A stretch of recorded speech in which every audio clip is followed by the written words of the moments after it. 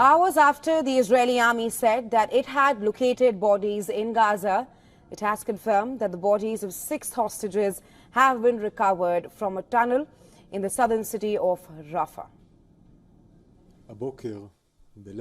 This morning, our hearts are broken alongside the families of Ori Danino, Alex Lobanov, Almog Sarusi, Hersh Goldberg, Polin, Carmel Gat and Eden Yerushalmi. May their memory be blessed.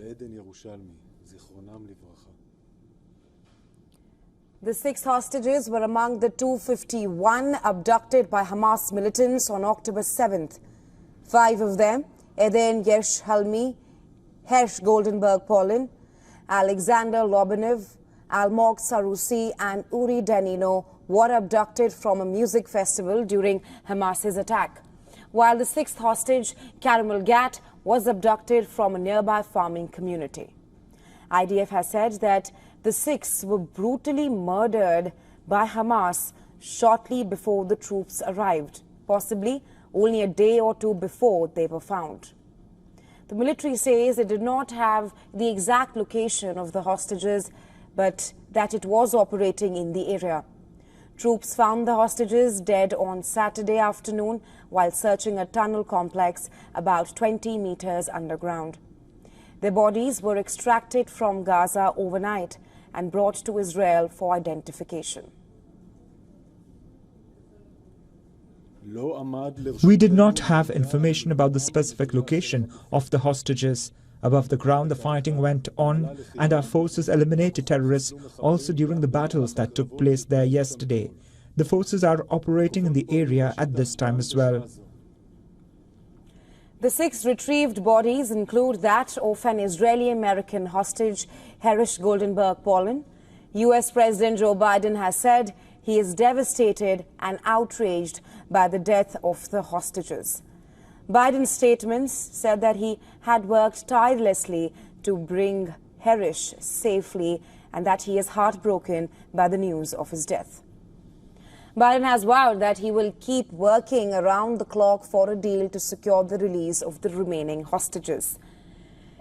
Meanwhile, U.S. Vice President and presidential nominee Kamala Harris has also expressed her condolences to the Goldberg Polin family, saying that Hamas now has even more American blood on its hands. Meanwhile, in Israel, President Isaac Herzog has said in a statement that the heart of an entire nation is crushed into pieces. Herzog has sought forgiveness from the families of the hostages. Israeli Defense Minister Yoav Gallant has also expressed his condolences, while Prime Minister Benjamin Netanyahu has vowed to settle the score with Hamas. Netanyahu has said that whoever murders hostages does not want a deal. The announcement of the deaths has drawn immediate anger and angry reactions against Netanyahu and his government. They have been accused of failing to secure a deal to return the hostages and abandoning them to their deaths. Remember, Netanyahu has remained adamant on maintaining Israeli troops on the Philadelphia corridor.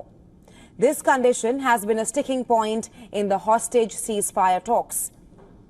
Israeli Defense Minister Yoav Gallant, IDF Chief of Staff Herzi Halevi and Mossad Chief David Barnea, they had all raised concerns about this strategy.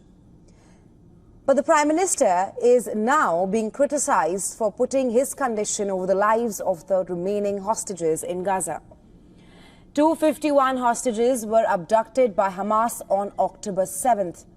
Hamas released 105 civilians during a week-long truce in late November, and 4 hostages were released before that. So a total of 109 hostages who were released. The bodies of 37 hostages have been recovered so far, and 8 hostages have been rescued by troops alive. It is believed that 97 of the hostages still remain in Gaza, and out of them, at least 33 have been confirmed dead by the IDF.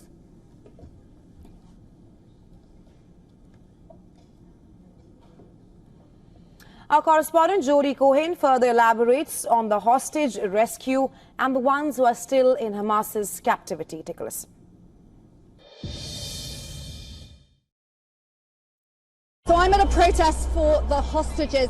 That's after IDF spokesperson Daniel Hagari announced that the IDF found the bodies of 6 hostages, mostly aged in their 20s, who were murdered by Hamas and found in a tunnel in Rafah, which is in the Philadelphia corridor in Gaza.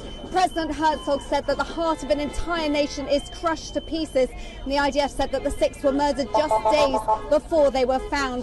Now, one of the 6 is Hersh Goldberg-Polin, an American citizen whose parents spoke recently at the Democrat National Convention. Now, on hearing the news, Vice President Harris said that Hamas must be eliminated and cannot be allowed to control Gaza. She called the Hamas an evil terrorist organization and said that the entire world must condemn Hamas's brutality. Now, President Biden said that he was devastated, outraged and heartbroken, and said that Hamas will pay for these crimes, and said that his administration would keep working around the clock for a deal to secure the release of the remaining hostages. Julie further updates us on the recovery of hostages, the dead bodies, the 6 hostages' dead bodies, and the failed truce talks. So there are 101 remaining hostages, 97 from Hamas's 7th of October attack and 4 from previous incidents. And of the 101, 35 are confirmed dead.